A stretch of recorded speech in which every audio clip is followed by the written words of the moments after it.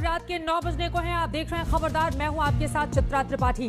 बड़ी खबर के साथ इस बुलेटिन की शुरुआत हम करने जा रहे हैं पश्चिम बंगाल से। ये बड़ी जानकारी निकलकर सामने आ रही है, जहां पर राजनीतिक हिंसा कम होने का नाम नहीं ले रही। नॉर्थ 24 परगना में बीजेपी कार्यकर्ताओं पर हमले का मामला सामने आया है, जिनमें 6 से 7 बीजेपी के कार्यकर्ता बुरी तरह से जख्मी हुए हैं, जिनकी हालत गंभीर बताई जा रही है। यह हमला उस वक्त हुआ जब बीजेपी के कार्यकर्ता डोर टू डोर कैंपेन कर रहे थे। वहीं भारतीय जनता पार्टी ने दावा किया है कि हमले में एक कार्यकर्ता की हत्या कर दी गई है। बीजेपी ने टीएमसी पर हमले का आरोप लगाया है। वहीं टीएमसी ने हमले के आरोपों से इनकार किया है।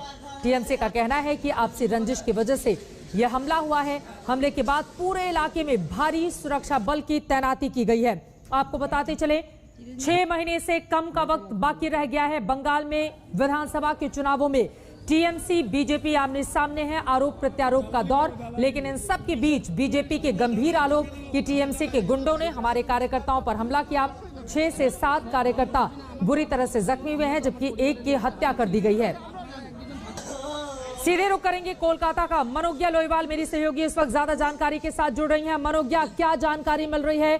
6 से 7 कार्यकर्ता जख्मी, और ये देखिए बंगाल बीजेपी ने जो ट्वीट किया है, एक और दिन एक और हत्या।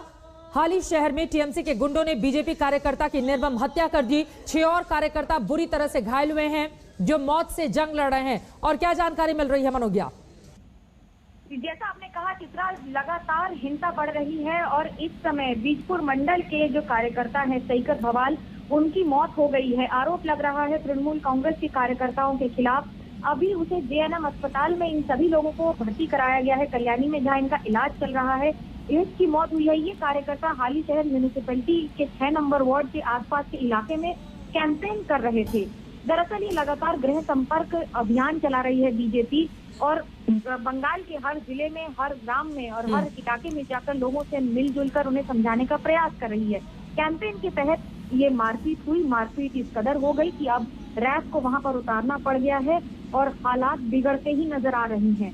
स्थानीय विधायक बीजपुर से शुभ्रांशु रॉय, जो मुकुल रॉय के बेटे भी हैं, वो इस समय अस्पताल में हैं और इन सारे कार्यकर्ताओं के साथ हैं। उनका कहना है कि टीएमसी ने ये हरकत की है। हालांकि तृणमूल कांग्रेस की ओर से पूरी तरह से इस घटना से नकार से ये कहा गया है कि आपसी रंजिश की वजह से बीजेपी ने ही ये मारपीट हुई, जिसकी वजह से लोग घायल हैं और मौत भी हुई।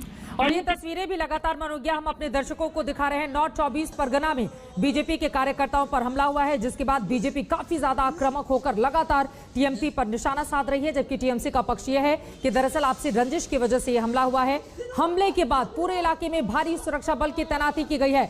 मनोज्ञा, अभी हाल ही में हम सब ने वो तस्वीरें देखी थी जब जेपी नड्डा के काफिले पर हमला किया गया था, पत्थरबाजी हुई थी, जिसमें कैलाश विजयवर्गीय की गाड़ी बुरी तरह से क्षतिग्रस्त हुई थी, उनको चोटें भी आई थी। और अब इस तरह की एक और तस्वीर, ये क्या बताता है? और अब तो विधानसभा चुनावों में बहुत ज्यादा वक्त बाकी नहीं रह गया है। ये रक्त रंजित जो पश्चिम बंगाल की तस्वीर सामने आ रही है चुनावों की ठीक पहले, ये अपने आप में बेहद भयावह और डराने वाली है। चिंताजनक है और अपने आप में बता रही है कि बंगाल में माहौल इस समय किस तरह से खराब होता चला जा रहा है। न सिर्फ चुनाव की रणनीति के तहत, बल्कि दोनों पार्टियों के बीच में, जहां अगर कार्यकर्ता भी सड़क पर अगर रैली में निकल रहे हैं तो मारपीट हो रही है। झंडे लेके ही मारपीट शुरू हो जाती है। तो गली से गुजरने के लिए जिस इलाके में जेपी नड्डा ने डोर टू डोर कैंपेन किया था, मनोज्ञा लोईवाल हमारी संवाददाता ये अहम जानकारी देती